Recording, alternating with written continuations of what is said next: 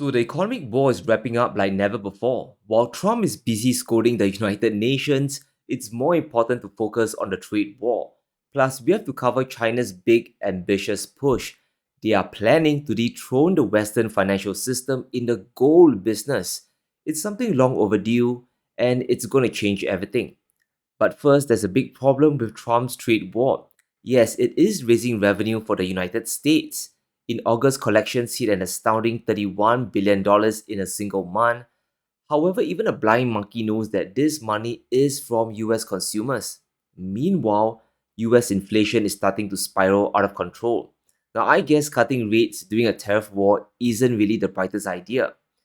72% of CPI components today are rising much faster than the Fed's 2% target.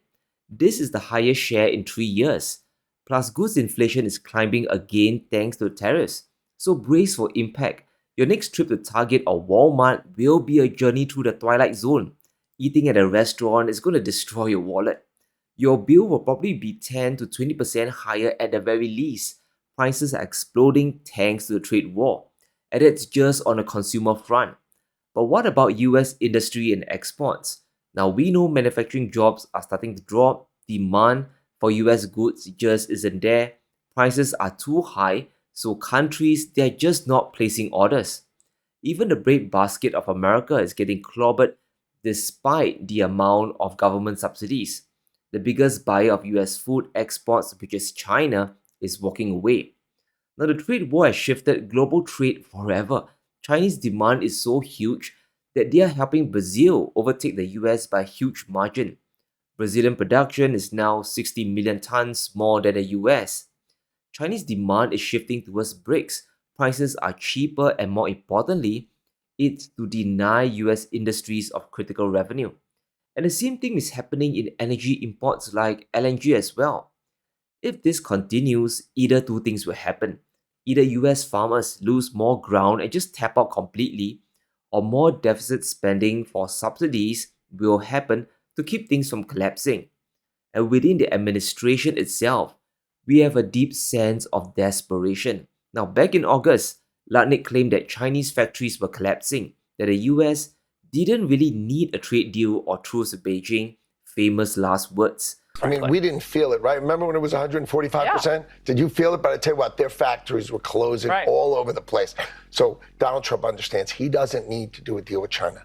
You know, the idea is we've got 30% tariff on them for this term, 25 from his last term, so they're paying 55%. And you know what he's thinking? That's pretty good. Let's just... Well, that just isn't happening. Chinese factories, they're churning out goods like never before. China's trade surplus keeps climbing because Washington forced the world towards Chinese goods. It's going to hit $1.2 trillion today, and that's a huge amount of money to play with. Has exports to the US crashed? Yes, it has.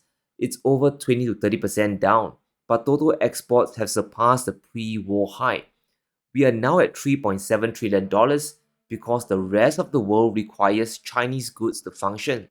It's key to understand why, when Trump imposed a 10 to 50% tariff on the world, suddenly exporting to the US is now a major crisis. There are only two parts of the equation you can control. You can try to drop energy costs, which means buying Russian oil and buying Russian gas, but places like Europe, they just can't do this. India is getting punished for buying Russian oil as well. So many countries, for them, this is still a big gamble. The only thing left you can control is the cost of your inputs and raw materials. And where can you get those affordably? Only one place, it's China. So from Latin America to Africa and Southeast Asia, Chinese exports are flying to the moon. And the graph is going to go straight up to the right. But look at the EU and India. As we said, tariffs on them are huge and punitive. India has 50% on their backs, while the EU has been cut away from cheap Russian energy. They are trying to make their goods competitive again using Chinese imports, and that's why the trade war has backfired badly. The US is a severely closed off market against China, and for certain goods, exports are looking at a 50 to 100% tariff.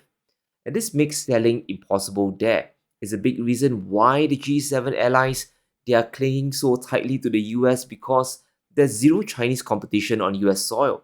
But is that really working? Well, the numbers are out, and buying the most affordable product is still the game globally. And once we understand this, the bigger the tariffs on Beijing, the more bullish I am for Chinese industries.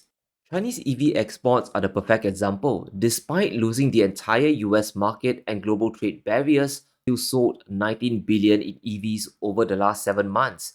Despite the EU tariffs, Europe is still the largest market for Chinese vehicles because there's simply no choice. German cars are powered by expensive energy, costly inputs, and their technology is way behind the 8 ball. Other regions, including Australia, Indonesia, and even South Korea, are buying more EVs from China. Demand there is growing month after month. That is the power of supply chains and the frustration against US tariffs. Looking at the chart, it looks like the trade war never even happened. This backfiring is just the tip of the iceberg. China is not going to sit around idly and take no offense. They are ring fencing their economy, and now they are moving to take ground, especially when it comes to gold. There's a reason why the price of gold is flying to the moon. The price has flown above $3,800 just yesterday. Well, guys, we told you so. Global currencies, especially the dollar, they are losing value like never before. And if you think the S&P is performing, gold is up 42% year to date. And this puts it 3 times higher than the US index. This isn't just a bull market. Gold is undergoing a massive revaluation. Now, Beijing knows this. The central government understands this. He who controls the gold makes the rules. Sooner or later, the world will continue reducing their dollar assets, and there are few alternatives to run to. China is already the world's biggest producer of gold. In a previous video, we also talked about Chinese companies establishing. China already has the world's biggest production of gold. In a previous video, we also talked about Chinese companies establishing new mines around the globe. It's a good old hockey saying by Wayne Gretzky: you go to where the puck will be, not where it is currently.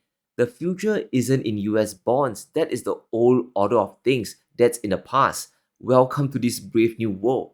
What we are witnessing is big central banks and institutions buying gold. Even when prices are rising higher and higher, gold ETFs are hardly moving. The volumes are stagnant. Retail demand still isn't there in a significant way. A lot of money is still stuck in US stocks and bonds. So if you are China, now is a good time to position yourself before Western markets wake up. The situation today is horrible for the dollar. And let's do a little recap. We have China exporting more to the world, which means greater de-dollarization. In addition, the Fed just cut rates. It's expected that in 2026, we could hit just 3% in Fed funds. And that's bad for inflation, especially during a trade war. But it's great for assets, and the shock of it all is beginning to register even with Western investors. Gold ETFs saw the most buying in over 3 years. In just one day, holdings grew by an insane 27 tons. It's the reason why prices went above $3,800. Notice the trend here. Ever since Trump took office, buying has been substantially more than the selling. Everyone knows that the deficit spending is not going to stop. The tariff war is also making the dollar very, very unattractive. And now China is going on the offense.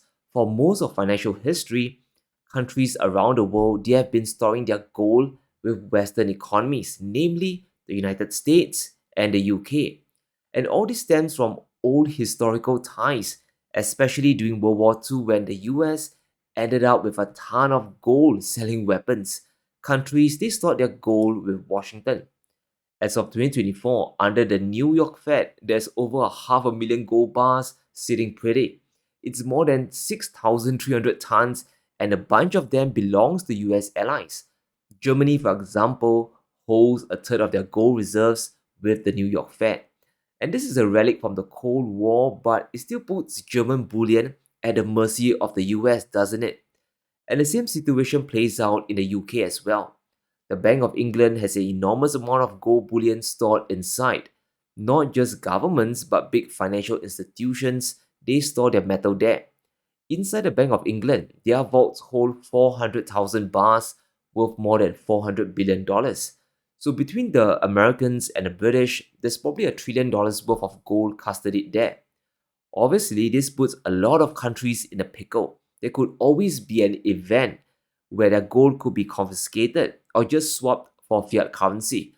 And there's a reason why Trump dropped the tariffs on gold bullion. The US realizes what true money really is.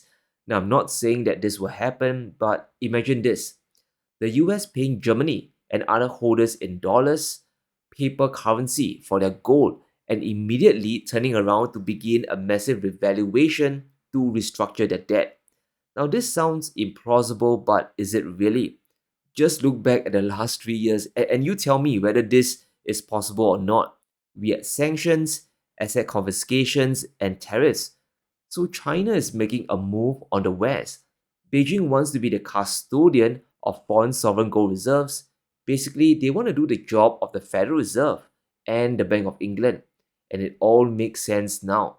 A video ago, we talked about China cornering gold mines in the world to funnel supply back home. They are now using the Shanghai Gold Exchange to get global central banks to buy gold in China and store it within China itself. Which central banks will answer the call? The first movers will likely be countries in BRICS and other partners of the bloc. And one can imagine India, Russia, the UAE, Indonesia, and even Saudi Arabia starting to store gold in China. So this is a big warning shot to the West. Not only is China the world's factory, they are now coming after your financial system and they are targeting the very bedrock of wealth itself, which is gold. China wants to become the global center for gold. And when I say gold, I mean physical gold, not just a bunch of paper contracts sitting in a computer. Real bars of pure gold sitting in Shanghai. And the plan is simple. Gold sold in Shanghai is priced in the RMB and not dollars. This will help China and the world reduce reliance on the greenback even further. As a side effect, the RMB also gets internationalized. And get this, Goldman predicts prices could hit $5,000 very easily if just 1% of US bonds shifted to gold. And should this happen, China will win big, especially when central banks store their bullion in Shanghai. So the power balance is starting to tilt. Sure, the US still holds a ton of gold, but as BRICS countries get richer and the more they buy from China, the future is obvious. Good news for gold demand, good for the RMB, but horrible news for the dollar and the US bond market. So brace for impact. The future is going to be very, very interesting. But let me know what you think. Can the tariff war pan out for the US? And will countries start storing their gold in China? Let me know in the comments below. Stay safe. Be sure to smash the like button and subscribe as we navigate through these crazy times.